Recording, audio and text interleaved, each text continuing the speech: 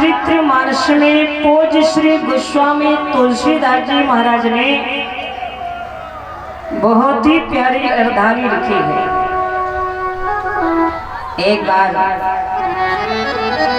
संत विश्वामित्र महाराज और गुरु वशिष्ठ जी विराजमान थे। तो संत विश्वामित्र महाराज ने गुरु वशिष्ठ जी से निवेदन किया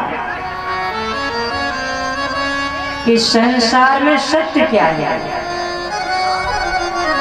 तो उस समय गुरु वशिष्ठ ने कहा,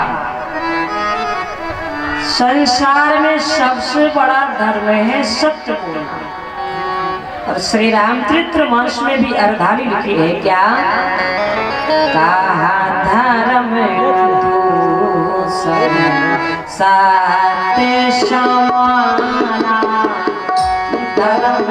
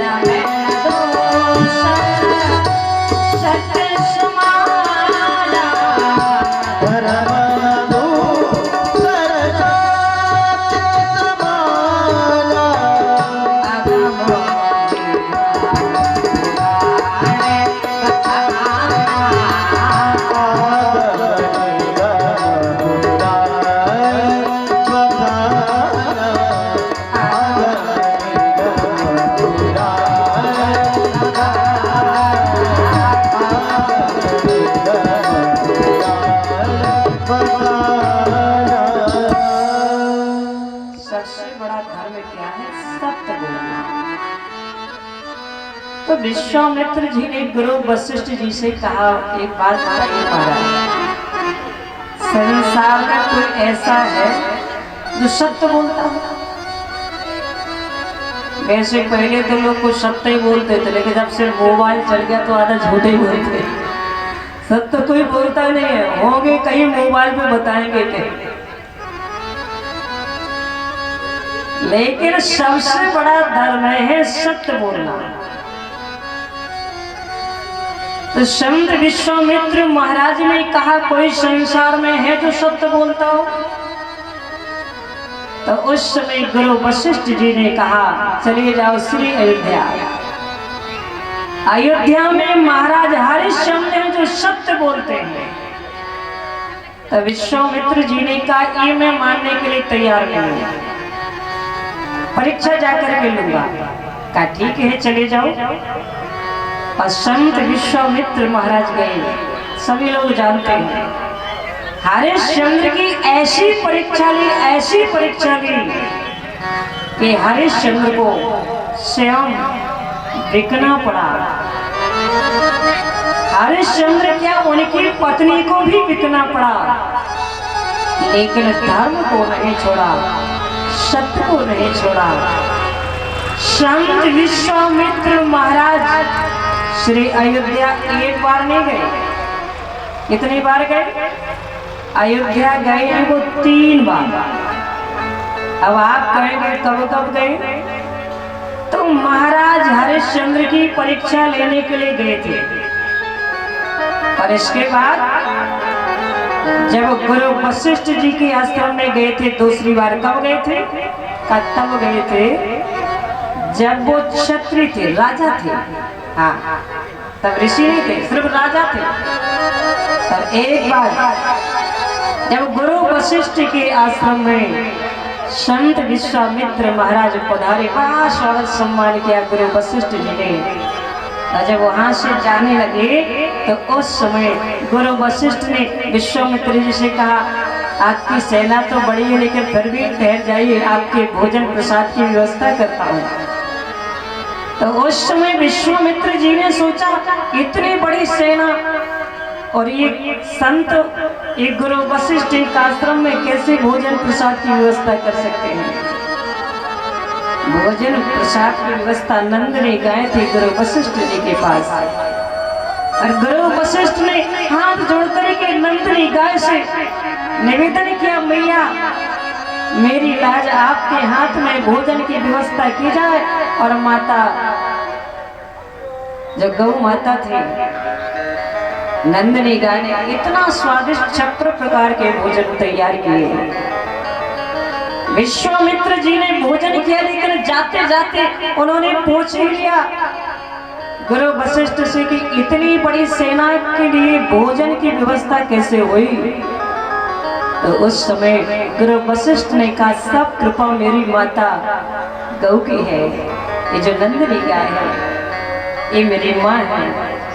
इतना सुना तो विश्वामित्र जी ने कहा, भाई आप तो संत हैं, आपको क्या जरूरत है, हमारे यहाँ तो सेना है, हमें तो रोज व्यवस्था चाहिए भोजन की प्रसाद की, इसलिए नंदिनी गाय हमें दे दीजिए। उस समय गुरु वशिष्ठ ने आंखों में आंसू भर करके कहा, नहीं ये गाय नहीं, ये तो मेरी माँ है, और माँ को आप मांग रहे, माँ को मैं दे नहीं सकता। और अपार युद्ध हुआ, अपार युद्ध हुआ। और ऐसा प्रमाण मिलता है कि क्रोध में आकर के विश्वामित्र जी ने गुरु वशिष्ठ के 100 पुत्रों को जलाकर के भस्म कर दिया था। 2 बार गए, तीसरी बार जा रहे हैं। कब जा रहे हैं? तीसरी बार आप लोग समझ गए होंगे। तीसरी बार कब गए? राम जी को मांगने के लिए जा रहे, दशरथ के यहाँ। 3 बार श्री अयोध्या गए हैं विश्वामित्र जी। विश्वामित्र जी कोई साधारण संत नहीं है। विश्वामित्र के पूज्य श्री गोस्वामी तुलसीदास जी महाराज ने 3 उपाधियों से संबोधित किया है। देखिए अभी पूज्य श्री गोस्वामी तुलसीदास जी महाराज ने लिखा है, कहा विश्वामित्र अरे महामुनि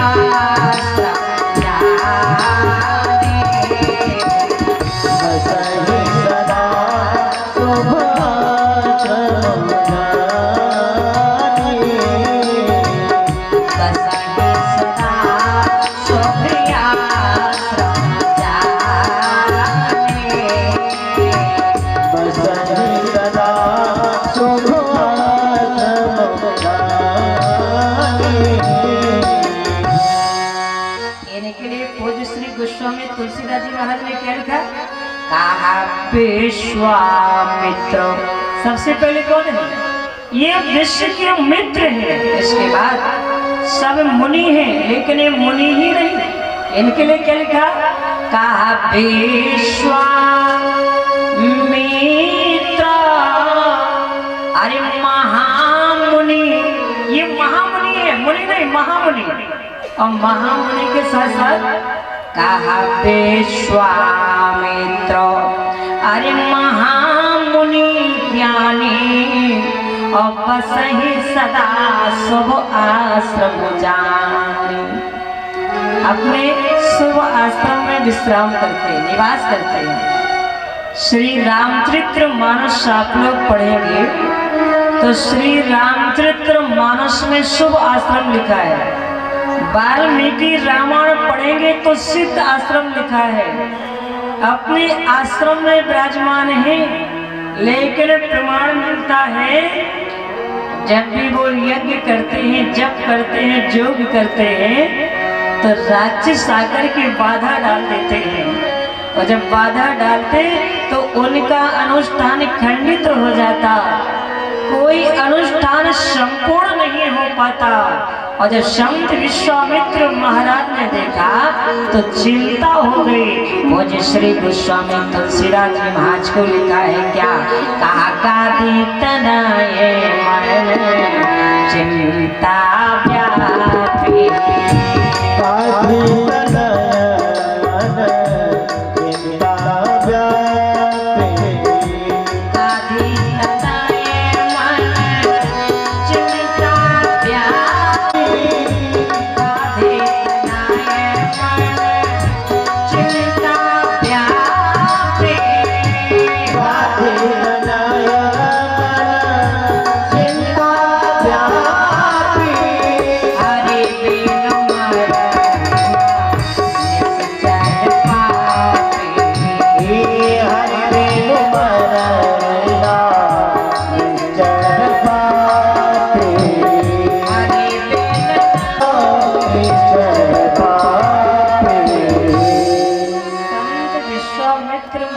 चिंतित हो गए। एक तरफ जनक जी की सीमाएं जनकपुरी और दूसरी तरफ अभरण ने, लेकिन राजा जनक जी सोच रहे कि हमारे यहाँ तो रोज यज्ञ बल तो होते, लेकिन कोई राक्षस आकर के बाधा डाले नहीं, इसलिए हम क्यों शस्त्र उठाए। दशरथ जी सोच रहे अयोध्या में रोज यज्ञ बल होते हैं, रोज धार्मिक अनुष्ठान होते हैं, लेकिन यहाँ पर भी कोई राक्षस आकर के बाधा नहीं डाला। इसलिए जब ये दो महापुरुष आगे नहीं आए तब संत विश्वामित्र महाराज चिंतित हो गए, चिंता हो गई कि धर्म यज्ञ की रक्षा कैसे करूं। संत विश्वामित्र महाराज कोई साधारण नहीं है। क्या संत विश्वामित्र महाराज राक्षसों को नहीं मार सकते थे? बताइए, जो पहले क्षत्रिय थे, राजा ही थे, तो क्या वो राक्षसों को नहीं मार सकते थे? राक्षसों को मार सकते थे, लेकिन प्रमाण मिलता है वेद पुराण शास्त्रों में जब हम कोई धार्मिक आयोजन करते हैं, धार्मिक अनुष्ठान करते हैं, उस समय शस्त्र का उठाना वर्जित होता है। उस समय आप शस्त्र नहीं उठा सकते। संत विश्वामित्र महाराज चिंतित हैं, और संत विश्वामित्र महाराज कोई साधारण नहीं है। संत विश्वामित्र महाराज वो हैं जिन्होंने अलग स्वर्ग का निर्माण कर दिया था। कथा आप लोगों ने सुनी होगी, कथा आती है त्रिशंकु की।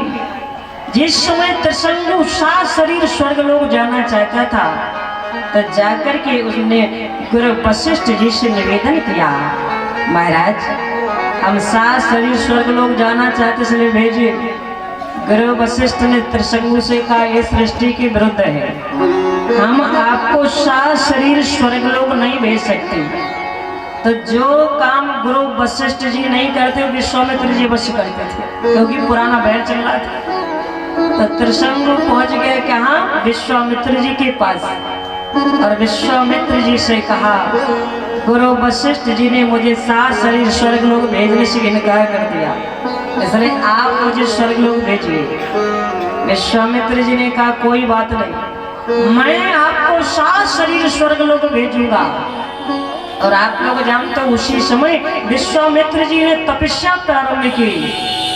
विश्वामित्र जी की तपस्या के कारण त्रिशंकु सात शरीर स्वर्गलोक में जब जाने लगा, सब देवता घबरा गए, इंद्रदेव घबरा गए। इंद्रदेव ने सोचा ये तो सृष्टि के विरुद्ध है, अभी क्या करें। तो त्रिशंकु जब जैसे स्वर्गलोक में प्रवेश करने लगा, वहीं से देवताओं ने धक्का दिया, ये ऊपर से नीचे गिरा।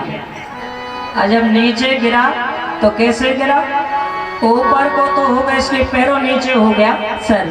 अब ऊपर से चिल्ला रहा है, अरे गुरुजी बचाओ, गुरुजी बचाओ। विश्वामित्र जी ने कहा क्या हुआ? कहा देवताओं ने मुझे स्वर्ग लोक में प्रवेश नहीं करने दिया। विश्वामित्र जी ने कहा कोई बात नहीं, जहां हो वहीं रुको, मैं तुम्हारे लिए नया स्वर्ग बनाऊंगा, नवीन स्वर्ग का निर्माण करूंगा। और त्रिशंकु वहीं बीच में टंगा रहा, आज भी लटका हुआ है। विश्वामित्र जी ने नए स्वर्ग का निर्माण किया। जैसे ही देवताओं को पता चला तो घबरा गए, और देवताओं ने विश्वामित्र जी से कहा, महाराज आप एक नहीं, आप तो अनेक स्वर्ग का निर्माण कर सकते हैं महाराज, लेकिन यदि आपने नया स्वर्ग बना दिया तो फिर इस स्वर्ग का अपमान होगा, इस स्वर्ग का क्या होगा, इसलिए रोक दीजिए। जब सबने प्रार्थना की तो विश्वामित्र जी रुक जाते हैं, लेकिन त्रिशंकु वहीं बीच में लटका हुआ था। और जब ये ऊपर से लटका, नीचे को मुख ऊपर को पैर, तो इसके मुख से लार निकली। और जब लार निकली तो उस लार से एक नदी निकली है, बिहार में ही है, कर्मनाशा, जानते हैं ना आप लोग। जब आप लोग मुगल सराय से आएंगे तो बिहार की पहली स्टेशन कर्मनाशा पड़ता है, और कर्मनाशा नाम की नदी वो वहाँ पर है। अब उसका आप कहेंगे प्रभाव क्या है? उसका प्रभाव ये है कि यदि आपने उस नदी का जाकर के जल स्पर्श किया, स्नान कर लिया, तो आपने अपने जीवन में जितने पुण्य किए हो सारे पुण्य आपके समाप्त हो जाएंगे। हाँ, ये उसका प्रमाण है। हमारे यहाँ दो नदी ऐसी हुई हैं, एक तो गंगा जी, गंगा मैया ऐसे हैं कि आपने अपने जीवन में चाहे जितने पाप किए हो, लेकिन गंगा मैया में जाकर के यदि आपने स्नान किया तो आप पाप मुक्त हो जाएंगे। और कर्मनाशा नदी में जाकर के आपने स्नान किया तो जीवन में जितने पुण्य किए वो आपके पुण्य समाप्त हो जाएंगे, क्योंकि वो नदी कहाँ से निकली? त्रिशंकु के लार से। तो कहने का तात्पर्य मेरा ये हुआ कि जो विश्वामित्र जी नए स्वर्ग का निर्माण कर सकते हैं, तो क्या वो अपने यज्ञ की रक्षा नहीं कर सकते? लेकिन मैं आपको एक बात बताऊं, प्रमाण मिलता है जिस समय संत विश्वामित्र महाराज ने हरिश्चंद्र की जब तपस्या ली थी तो उनको श्राप लग गया था कि जब तक परमात्मा आकर के आपके यज्ञ की स्वयं रक्षा नहीं करेंगे तब तक आपका कोई अनुष्ठान, कोई यज्ञ संपूर्ण नहीं होगा। इसलिए संत विश्वामित्र महाराज चिंतित हैं। पूज्य श्री गोस्वामी तुलसीदास जी महाराज ने लिखा है, कहा गादी तनाए मन चिंता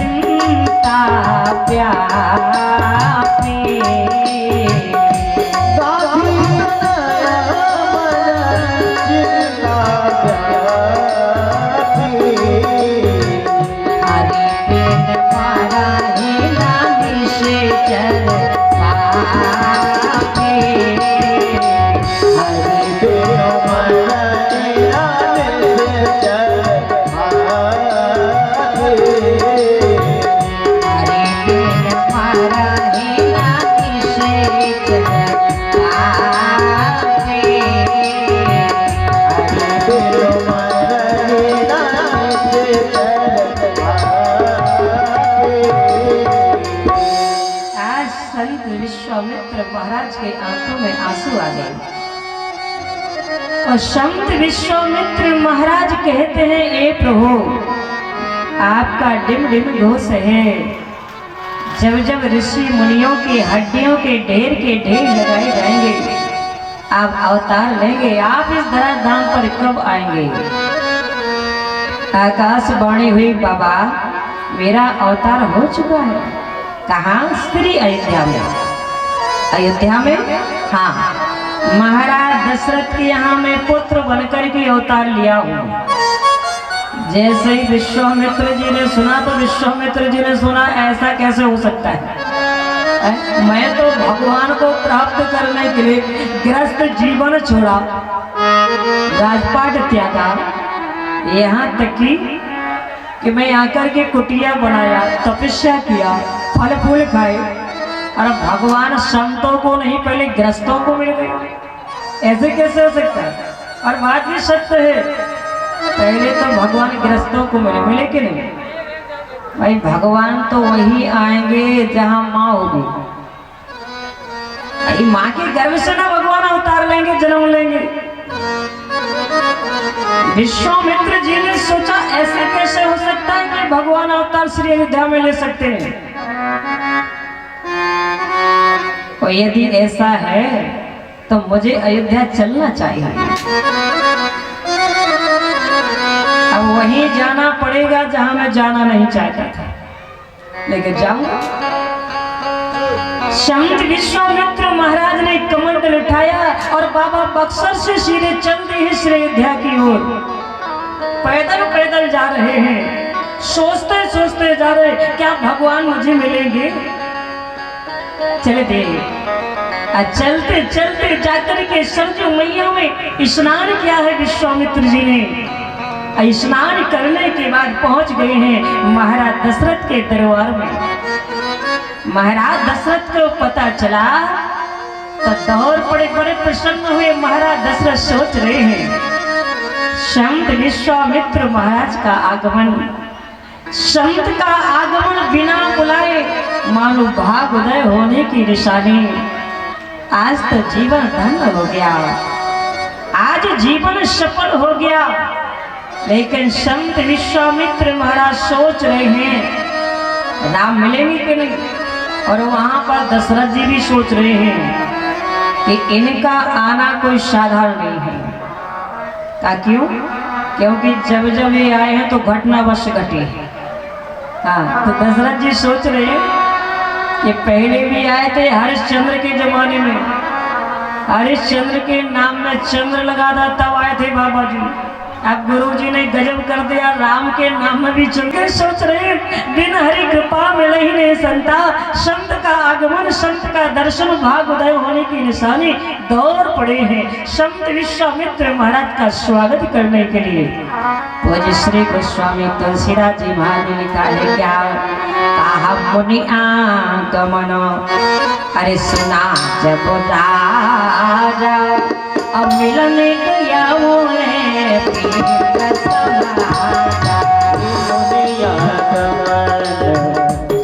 जब राजा मिलन गयो मुनि आगमन सुना जब राजा, मिलन गया बोले विप्र समाजा।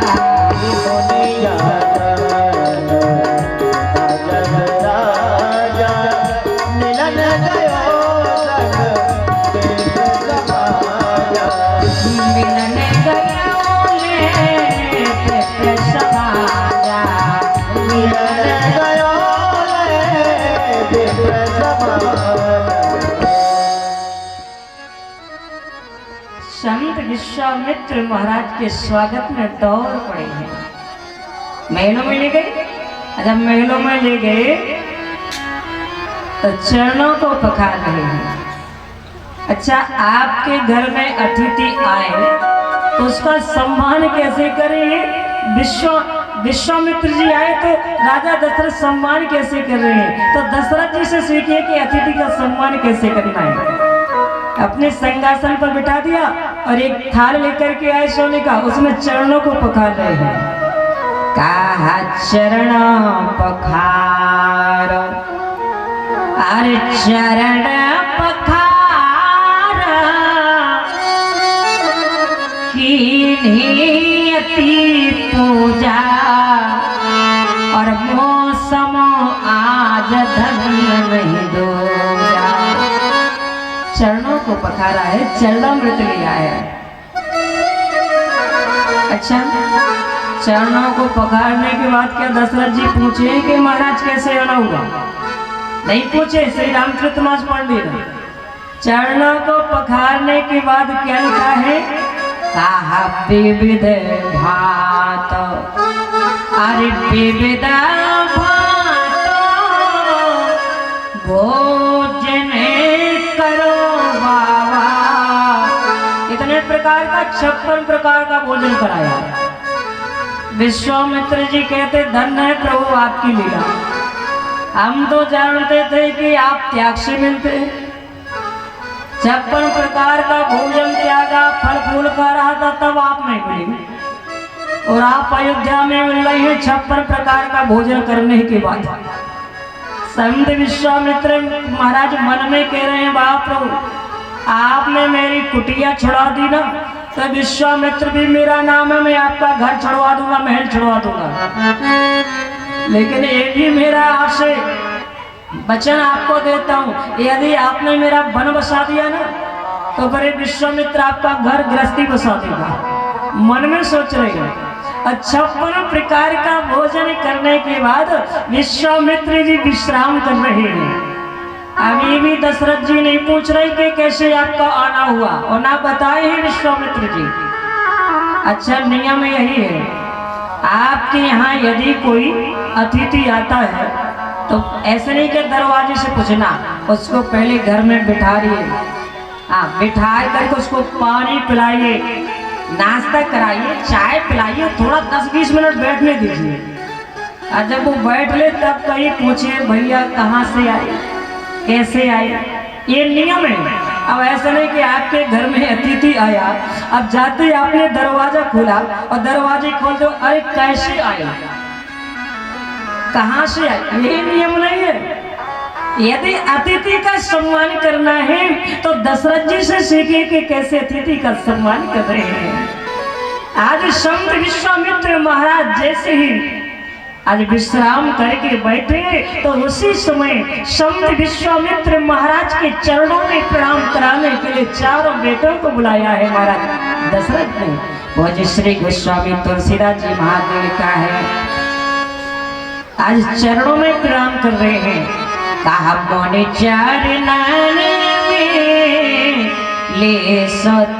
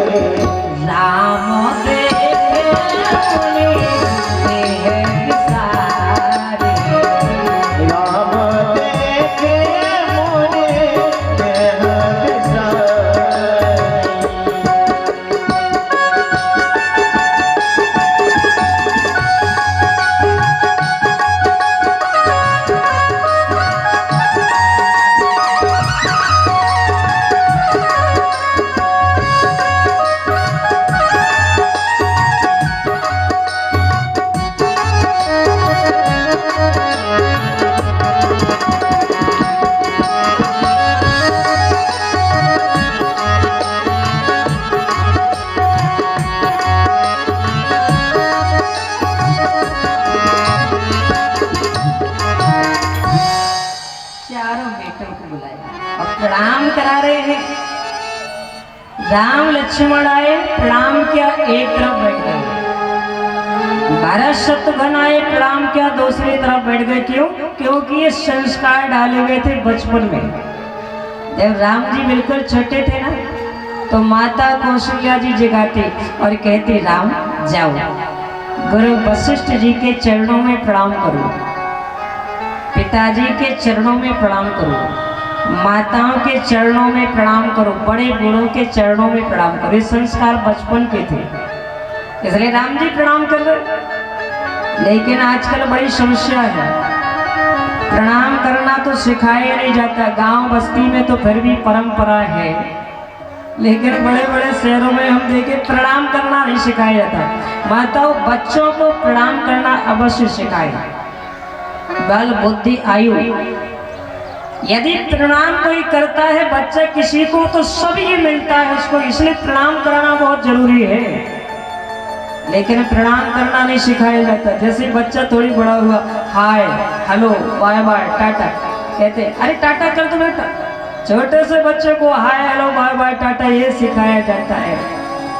लेकिन धन्य है श्री रामचरित्र मानस, कितना सुंदर संस्कार। प्रणाम जरूर कराना चाहिए, लेकिन आजकल बड़ी समस्या है।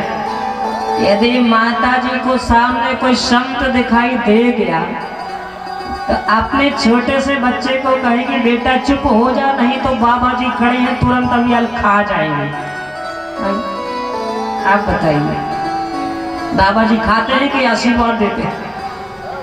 एक संत जी जा रहे थे, एक माता जी दौड़ते दौड़ते गई, अरे गुरु जी रुक जाइए। कहा क्या हुआ?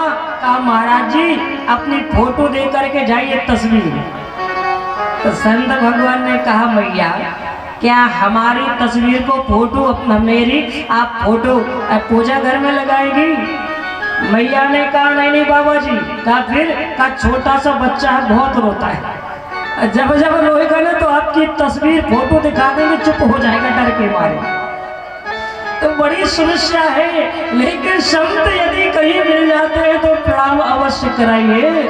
आज चारों बेटों को दशरथ जी ने बुलाया, प्रणाम कराए हैं। और जैसे राम जी को संत विश्वामित्र महाराज ने देखा तो एक तरफ राम जी, दूसरी तरफ जैसे भरत जी, जैसे राम जी एक से लग रहे। कहा भरत राम, भरत राम की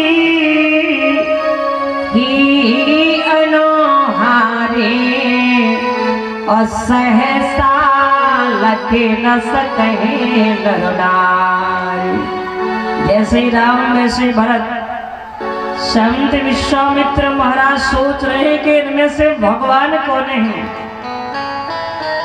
इसमें से ब्रह्म कौन है। अब राम जी को देख करके संत विश्वामित्र महाराज मोहित हो गए, सोच रहे क्या यही भगवान है। संत विश्वामित्र महाराज सोचे कहीं ऐसा तो नहीं कि मैं अपने बेटों को छोड़ करके आया और राजा दशरथ के बेटों में मेरा मोह पड़ रहा है, ये भगवान है भी कि नहीं। भाई ये विश्वामित्र ही ज्ञानी है, इतनी आसानी से मानने वाले नहीं कि भगवान है। लेकिन जैसे ही संत विश्वामित्र महाराज ने राम को देखा है और राम जी ने संत विश्वामित्र महाराज को देखा तो संत विश्वामित्र महाराज मोहित हो गए, क्योंकि राम जी मुस्कुरा रहे। राम जी की सुंदरता तो गजब की है, घुंघराले वाले हैं, चंद्रमा जैसा मुखारविंद है, कमल जैसे नेत्र है, राम जी की मुस्कान गजब है। इसी कबीर लिखा है क्या, कहा तेरी मंद मंद मुस्कनिया पे, सभी लोग ताली बजाते हुए गाएंगे। कहा तेरी मंद मंद मुस्कनिया पे बलिहार राघव तू, बलिहार राघव तेरी मंद मंद मुस्कनिया पे, तेरी मंद मंद मुस्कनिया